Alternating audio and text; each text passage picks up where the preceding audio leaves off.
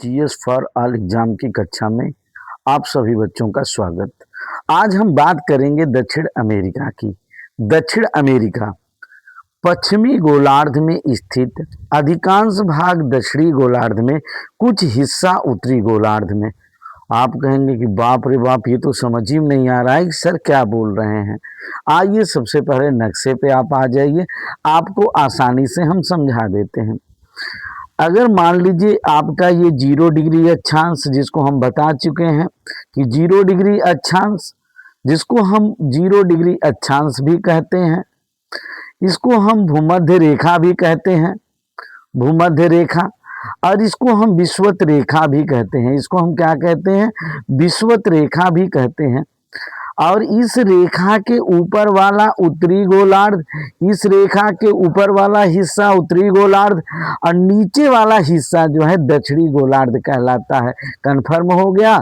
विषुवत रेखा के ऊपर वाला उत्तरी गोलार्ध और नीचे वाला दक्षिणी गोलार्ध।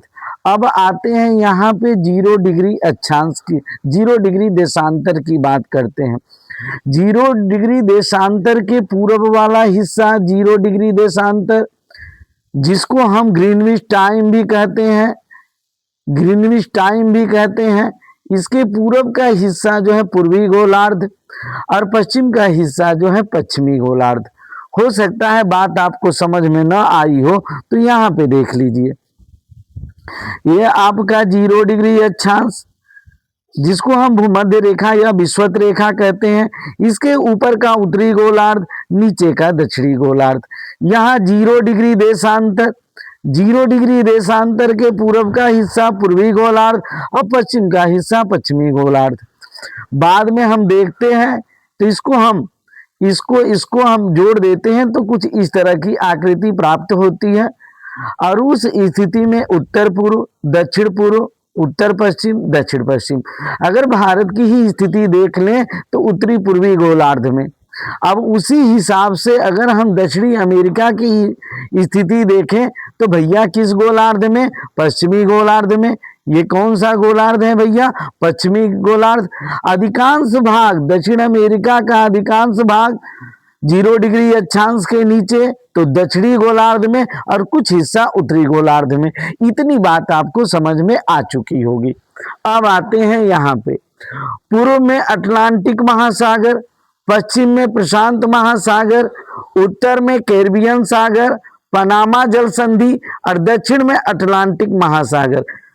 अब आइए नक्शे पे देख लेते हैं भैया। पूरब में अटलांटिक महासागर, इधर देखिए, इधर पूरब, इधर पश्चिम, उत्तर, दक्षिण। ये अटलांटिक महासागर किधर है? पूरब में। किसके पूरब में है? दक्षिण अमेरिका के पूरब में अटलांटिक महासागर। अगर पश्चिम में देखा जाए तो पश्चिम में क्या है? प्रशांत महासागर। बड़ा इंपॉर्टेंट है प्रशांत महासागर। उत्तर में देखा जाए तो कैरिबियन सागर, उत्तर में देखा जाए तो कैरिबियन सागर, और दक्षिण में देखा जाए तो अटलांटिक महासागर। अटलांटिक महासागर के बाद जो है दक्षिणी ध्रुव सागर है, दक्षिणी ध्रुव सागर है अटलांटिक महासागर के पास बाद। तो इस नाते जो है दो तरफ से अटलांटिक महासागर से, और पश्चिम में प्रशांत महासागर में, उत्तर में कैरिबियन सागर से घिरा हुआ ये महाद्वीप, ये इसकी स्थिति है। अब बेटा जो सबसे महत्वपूर्ण प्रश्न पूछा जाता है, पनामा जल संधि बहुत इंपॉर्टेंट है। स्वेज नहर के बाद अगर किसी का नाम आता है तो पनामा नहर प्रशांत महासागर और अटलांटिक महासागर को जोड़ती है। दो जल के बड़े निकायों को जोड़ने वाली, अर्थात जल के बड़े निकाय प्रशांत महासागर हुए, अटलांटिक महासागर हुए, इनको जोड़ने वाली पनामा जल संधि प्रशांत महासागर और कैरिबियन सागर। तो थोड़ा सा बेटा आपको कंफ्यूजन होगा, जो नक्शे से दूर हो जाएगा। आइए देखिए, यह आपका पनामा जल संधि है, बहुत इंपॉर्टेंट है। ये आपका प्रशांत महासागर है, एक कैरिबियन सागर है।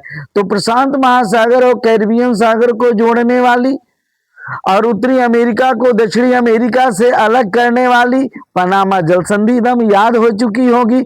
अगर दोनों महासागरों की बात करें तो प्रशांत महासागर और यस आकार का अटलांटिक महासागर, इन दोनों को जो है जोड़ने वाली पनामा जल संधि है, क्योंकि कैरिबियन सागर भी अटलांटिक महासागर का हिस्सा है, क्योंकि कैरिबियन सागर भी अटलांटिक महासागर का हिस्सा है।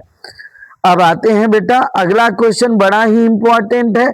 विश्व की सबसे लंबी पर्वत श्रृंखला कौन है? बहुत इंपॉर्टेंट, बहुत इंपॉर्टेंट, इतना इंपॉर्टेंट एंडीज पर्वतमाला जो है, क्योंकि आप देख रहे हैं दक्षिण अमेरिका कुछ एड़ी के आकार का दिखाई दे रहा है। यहाँ पे एड़ी से एंडीज आप याद कर लेंगे। एंडीज पर्वतमाला जो है, एंडीज पर्वतमाला कहाँ पे है? दक्षिणी अमेरिका में है। दक्षिणी अमेरिका में ये एंडीज पर्वतमाला यहाँ से यहाँ तक फैली हुई है। एंडीज पर्वतमाला यहाँ से यहाँ तक फैली हुई है, बहुत इंपॉर्टेंट है, विश्व की सबसे लंबी पर्वत श्रृंखला। आइए, एंडीज पर्वतमाला कहाँ कहाँ फैली हुई है? ई फॉर इक्वाडोर, ये जो देश देख रहे हैं ना, ये इक्वाडोर है। इक्वाडोर में एंडीज पर्वतमाला है। पी फॉर पेरू में है, बी फॉर बोल्विया में है, सी फॉर चिली में है, ए फॉर अर्जेंटीना में है, ए फॉर अर्जेंटीना में है। तो भैया किन किन देशों में है? आपका P for Peru, E for Ecuador, B for Bolivia, C for Chile, C for Chile के बाद ए फॉर अर्जेंटीना। इन देशों में जो है एंडीज पर्वतमाला है। इक्वाडोर में, पेरू में, बोल्विया में, चिली में, अर्जेंटीना में, इसमें यह स्थित है एंडीज पर्वतमाला। बड़ा इंपॉर्टेंट है भैया। Peru, Venezuela, Ecuador, Bolivia, Argentina, Andes पर्वतमाला।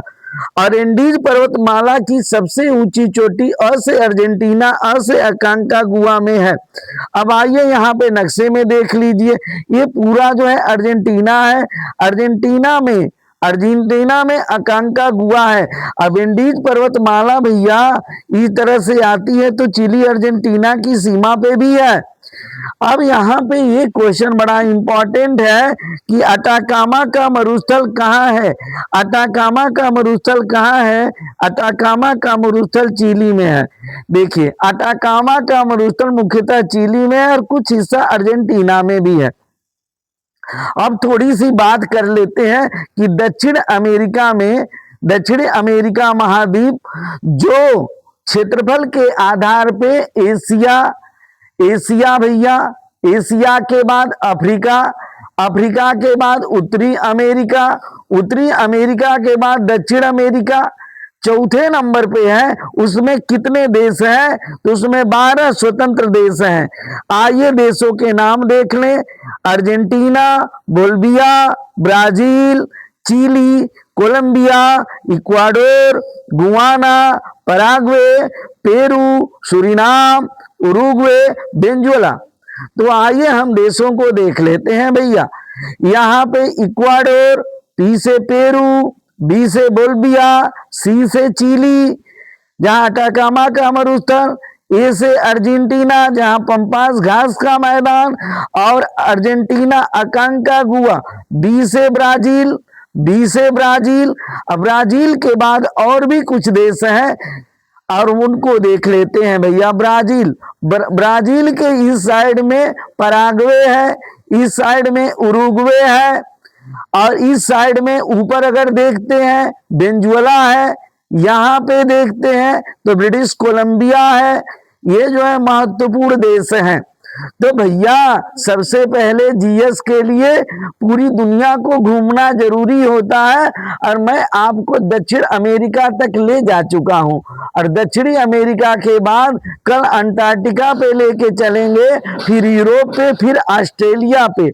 इस प्रकार से जीएस लगभग अपनी संपूर्णता की तरफ चली जाएगी, और उसके बाद पेपर रिवीजन और महत्वपूर्ण प्रश्नों की श्रृंखलाएं चलेंगी जो आपके लिए उपयोगी रहेंगी। Thanks for watching this class.